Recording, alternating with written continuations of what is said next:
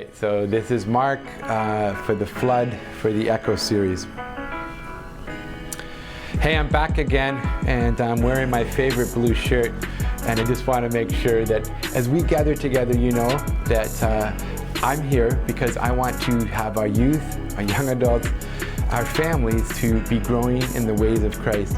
And one of the things that we're trying to do here in the Echo Story series is to talk about what it means to hear the voice of God and to look into His Word and to understand this larger picture of what God is doing. I usually mention each time as we get together here that this Sunday morning time is great, but as youth and young adults, we're meeting at different times during the week. I usually highlight the youth quite a bit, and just to remind ourselves that there is a rhythm on Friday nights that starts at 7 o'clock each Friday night, either a stream or it can be on Zoom, but it's always Friday night at 7. There's these times on Sunday. There's a chance to be part of a small group, and please join them. I don't often mention the young adults, but our young adults are amazing young adults, and we have small groups from them that meet on different nights. We have an opportunity for our young adults to come for the first Friday of the month for worship together, where junior high, senior high, and young adults gather. But we also have usually the last Friday of the month, but it's not always, Saturday of the month. It's usually an opportunity to either reach out or connect in socially, and it's really a good time for our young adults. We've been doing service opportunities too, so make sure you check that out, Young Adult Thrive, on the webpage.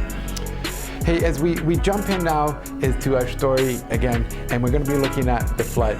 This is probably the most known or heard about story. I remember so clearly as a kid, I remember so clearly for our children, we bought the Noah's Ark and had all the animals, and you played, and to play different songs, and the kids played with that, and it was really cool.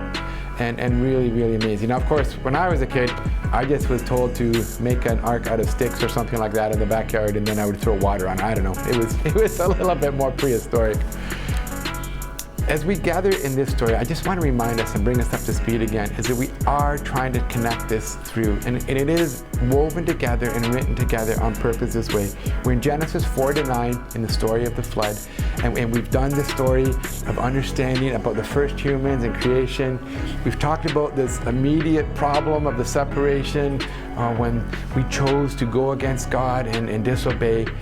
And then we got into the story of Cain and Abel, like the first murder, and you're thinking, man, this started out so good, and how has it gone so wrong?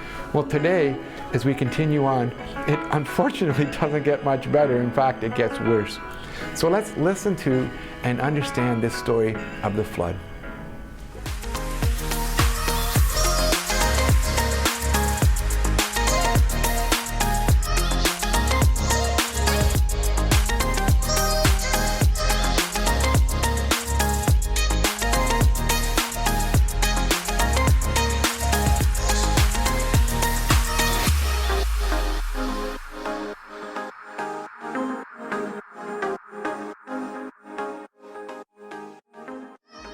This is the story of the flood, Genesis 4-9. The number of humans on the earth grew very rapidly. Not only did rebellion spread from Adam and Eve to their sons, it spread from generation to generation. Even though humans were created in God's image, each person chose to disobey God's ways. Humans were completely out of control, acting out in selfishness and violence all the time.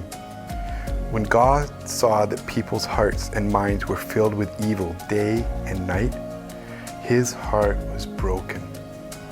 So God decided to start over again, saying, I will completely wipe out the human race that I've created.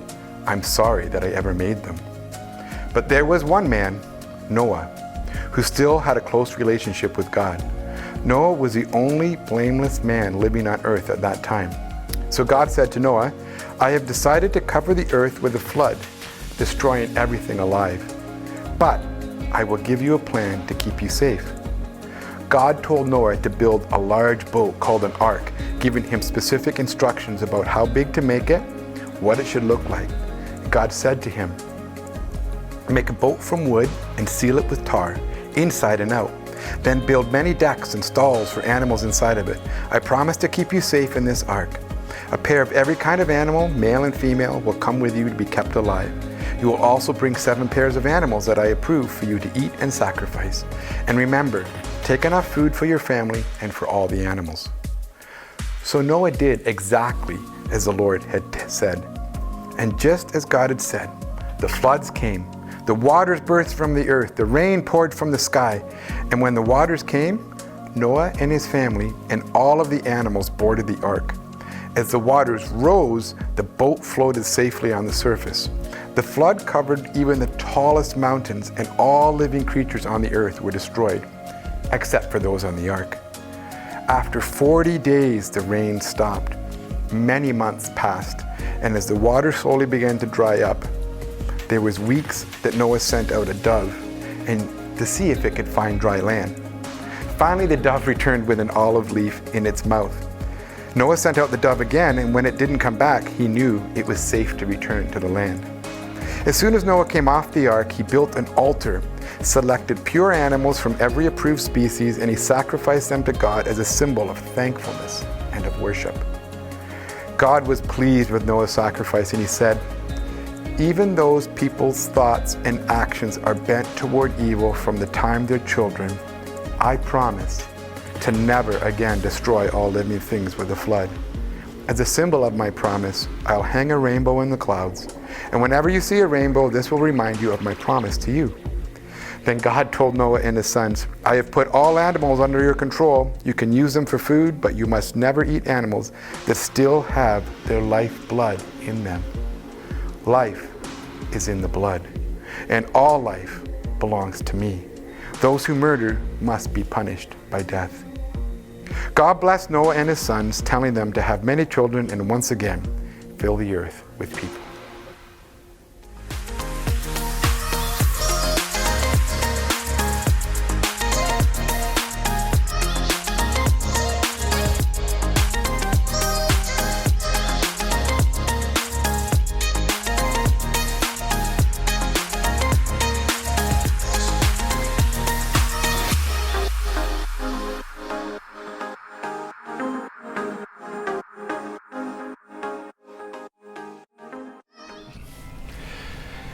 Okay, I guess you probably knew what was going to happen, right? And I hope, again, that you've tried to see that with fresh eyes, you've listened a little bit differently, and you have this opportunity to engage. I have just a few questions, and these questions, again, are designed to just get you thinking right now, but ideally, this is really, go on the website and check out what these are saying. These are supposed to allow us to look and to see from a different level.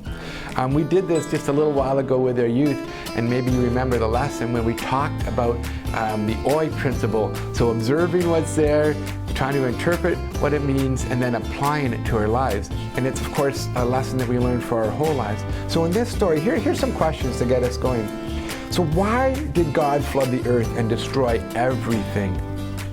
Like, that's a really tough question. A lot of people struggle with that. Some people turn that into the question of why is there evil in the world, but it's a really powerful question. And you know, the second follow-up is, you think he had a good reason for that? And this one is, you know, almost immediate here then. From this story, how do you think God feels about humans? This is really interesting to think about that.